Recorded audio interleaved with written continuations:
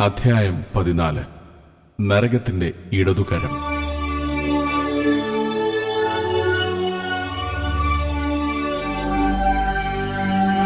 യേശു പറഞ്ഞു, ഈ സംഭവങ്ങളെല്ലാം ഇപ്പോൾ ഭൂമിയിൽ ആരംഭിച്ചു തുടങ്ങിയിട്ടേയുള്ളൂ. ഇനിയും വർദ്ധിച്ച് ഇത് ഭൂമി മുഴുവൻ എത്രയും വേഗം വ്യാപിക്കും. നീ കേൾക്കാൻ പോകുന്ന ഈ പ്രവചനങ്ങൾ സത്യമാണ്. ഉറ്റിരിക്കുക, പ്രാർത്ഥിക്കുക, തമ്മിൽ തമ്മിൽ സ്നേഹിക്കുക, നിങ്ങളെ തന്നെ പരിശുദ്ധമായി സൂക്ഷിക്കുക, നിങ്ങളുടെ കരങ്ങളെ നിർമ്മലമാക്കുക. കർത്താവ് സഭയെ സ്നേഹിക്കുന്നതുപോലെ ഭർത്താക്കന്മാരെ നിങ്ങളുടെ ഭാര്യമാരെ സ്നേഹിക്കുക. ഭാര്യ ഭർത്താക്കന്മാരെ ഞാൻ നിങ്ങളെ സ്നേഹിച്ചതുപോലെ പരസ്പരം സ്നേഹിക്കുക. ഞാൻ വിവാഹത്തെ നിയമിച്ചു, എന്റെ വാക്കുകളാൽ അതിനെ അനുഗ്രഹിച്ചുമിരിക്കുന്നു. വിവാഹക്കിടക്കയെ നിർമ്മലമായി സൂക്ഷിക്കുക. ഞാൻ വിശുദ്ധനായിരിക്കുന്നതുപോലെ നിങ്ങളുടെ സകല അനീതിയിൽ നിന്നും വിശുദ്ധി പ്രാപിക്കുക. വിശുദ്ധരായ ദൈവജനങ്ങൾ മുഖസ്തുതിക്കാരാൽ നടത്തപ്പെട്ട് വഞ്ചിക്കപ്പെടാതിരിക്കുക. ദൈവം തമാശയുടെ ദൈവമല്ല. ഇപ്പോൾ നിങ്ങളുടെ ചെവികൾ തുറന്ന് എന്റെ വാക്കുകളെ ശ്രദ്ധിക്കുകയാണെങ്കിൽ നിങ്ങൾക്ക് ജ്ഞാനമുണ്ടാകും. ഇതാകുന്നു സഭയ്ക്കുള്ള കർത്താവിന്റെ ദൂത്. എന്റെ വിശുദ്ധ സ്ഥലത്തു നിൽക്കുന്ന മുഖസ്തുതികളാൽ വഞ്ചിക്കുന്ന കള്ളപ്രവാചകന്മാരെ സൂക്ഷിക്കൂ. എന്റെ വിശുദ്ധജനം വ്യാജോപദേശ ശബ്ദത്താൽ നിദ്ര പ്രാപിക്കപ്പെട്ടു. ഉണരുക, ഉണരുക, ഞാൻ പറയുന്നു, അനീതി പാപമാകുന്നു. ആത്മാവിലെയും ജഡത്തിലെയും സകല പാപങ്ങളിൽ നിന്നും വിശുദ്ധി പ്രാപിക്കുക. എന്റെ വിശുദ്ധ പ്രവാചകന്മാർ വിശുദ്ധിയിൽ ജീവിച്ചു. നിങ്ങളോ എന്നോടും എന്റെ നിർമ്മലതയോടും എതിർത്തു. നിങ്ങൾ തന്നെ നിങ്ങളുടെ മേൽ ദുഷ്ടത വരുത്തിവെച്ചു. നിങ്ങൾ പാപം ചെയ്തു, രോഗത്തിന്റെയും മരണത്തിന്റെയും അടിമത്വത്തിൽ ആയിത്തീർന്നു. നിങ്ങൾ അതിക്രമവും പാപവും ചെയ്ത് എന്നോടെതിർത്തു. നിങ്ങൾ എന്റെ വിധിയിൽ നിന്നും ഉപദേശത്തിൽ നിന്നും അകന്നുപോയി. നിങ്ങൾ എന്റെ പ്രവാചകരുടെയും ശുശ്രൂഷകരുടെയും വാക്കുകൾക്ക് ചെവി കൊടുത്തില്ല.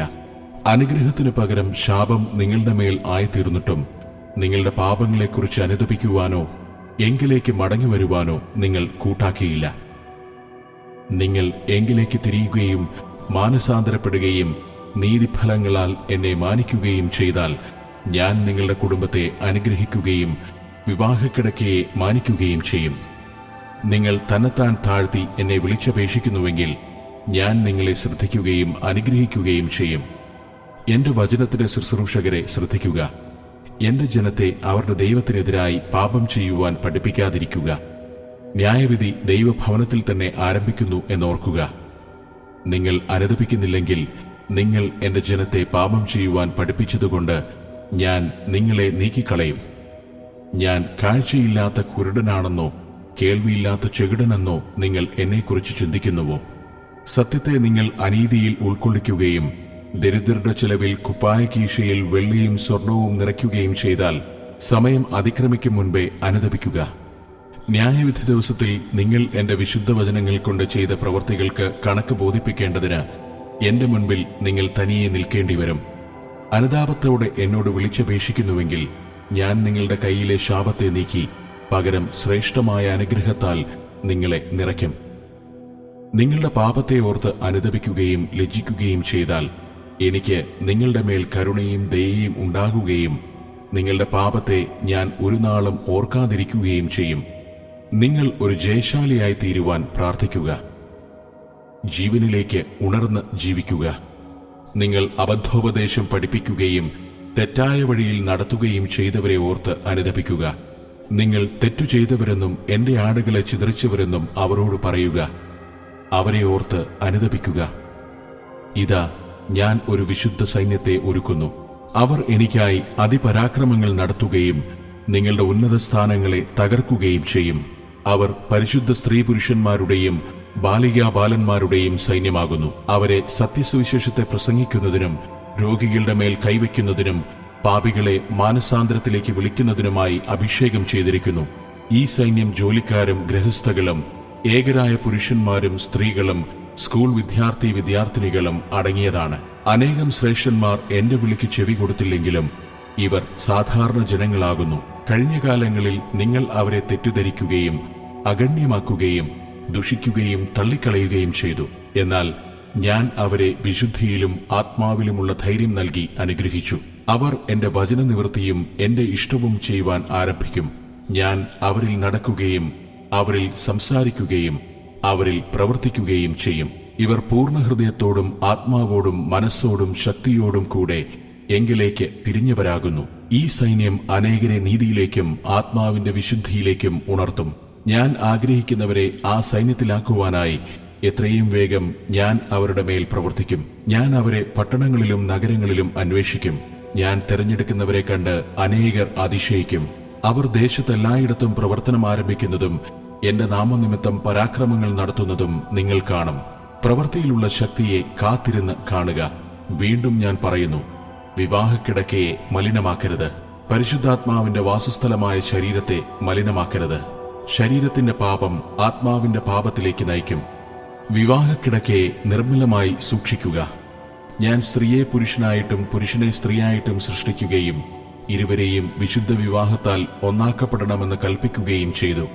വീണ്ടും ഞാൻ പറയുന്നു, ഉണരുക. നരകത്തിന്റെ ഇടത്തുകരത്തിൽ ഞാൻ മറ്റു ദർശനങ്ങളും കണ്ടു. അവ ഇപ്പോൾ വെളിപ്പെടുത്തരുതെന്ന് കർത്താവ് നിർദ്ദേശിച്ചു. അവയിൽ അധികവും അനേക ദൈവമക്കൾ വീണുപോവുകയും നഷ്ടപ്പെടുകയും ചെയ്യുന്ന അന്ത്യകാല ലോകത്തെക്കുറിച്ചായിരുന്നു. ഈ ദർശനങ്ങളിൽ കർത്താവിന്റെ ശരീരത്തെക്കുറിച്ചും ദൈവപുത്രന്മാരുടെ ശുശ്രൂഷയെക്കുറിച്ചും മൃഗത്തിന്റെ സന്തതികളെപ്പറ്റിയും ക്രിസ്തുവിന്റെ ആത്യന്തികമായ രണ്ടാം വരവിനെക്കുറിച്ചുള്ള വെളിപാടുകളുമായിരുന്നു എനിക്ക് ലഭിച്ചത്. അവസാനം നിനക്കിവയെ വെളിപ്പെടുത്താം, ഇപ്പോൾ അരുത്, അവൻ പറഞ്ഞു.